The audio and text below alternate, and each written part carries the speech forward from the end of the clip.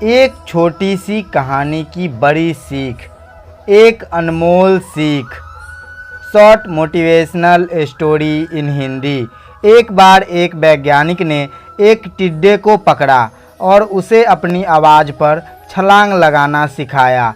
वैज्ञानिक टिड्डे से कहता कूदो, टिड्डा उसके आवाज़ सुनते ही ज़ोर से छलांग लगा देता। अब वह वैज्ञानिक था तो प्रयोग करना बनता ही था। उन्होंने टिड्डे की छलांग पर प्रयोग किया। वैज्ञानिक ने उसकी एक टांग तोड़ दी और फिर बोला कूदो। अब टिड्डे की छलांग की दूरी कम हो गई। वैज्ञानिक ने उसकी दूसरी टांग तोड़ दी और फिर बोला कि कूदो, तो टिड्डे की छलांग और कम हो गई। अब तोड़ी गई उसकी तीसरी टांग, फिर छलांग की दूरी और कम हो गई। एक एक करके बेचारा टिड्डे की सारी टांगें तोड़ दी गई।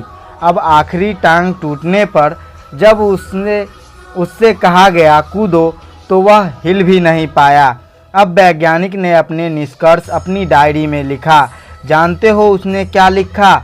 जब टिड्डे की एक टांग तोड़ी गई तो वह थोड़ा बहरा हो गया। जब उसकी दूसरी टांग तोड़ी गई तो वो और ज़्यादा बहरा हो गया।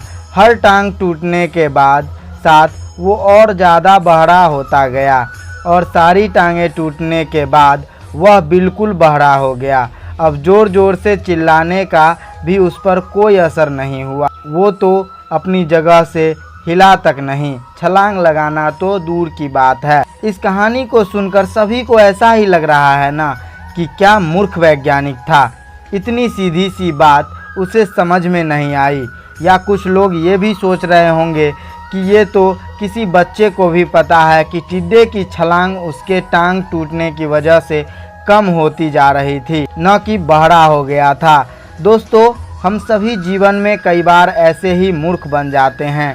कई बार जीवन में दो घटनाएं एक साथ ऐसे घटती है कि उनका एक दूसरे से कोई संबंध होता ही नहीं, फिर भी ऐसा लगता है कि गहरा संबंध है। कभी कभी दिखता कुछ और है लेकिन समझ कुछ और आता है और वास्तव में होता कुछ और है। इसीलिए अगर पछताना नहीं है तो जीवन में जल्दबाजी में कोई निर्णय न लें। हमेशा समझ बूझकर इस्तेमाल करें, सावधानी बरतें, नतीजे सोच विचार कर ही निकालें। तो कैसी लगी ये स्टोरी कमेंट में ज़रूर बताइए।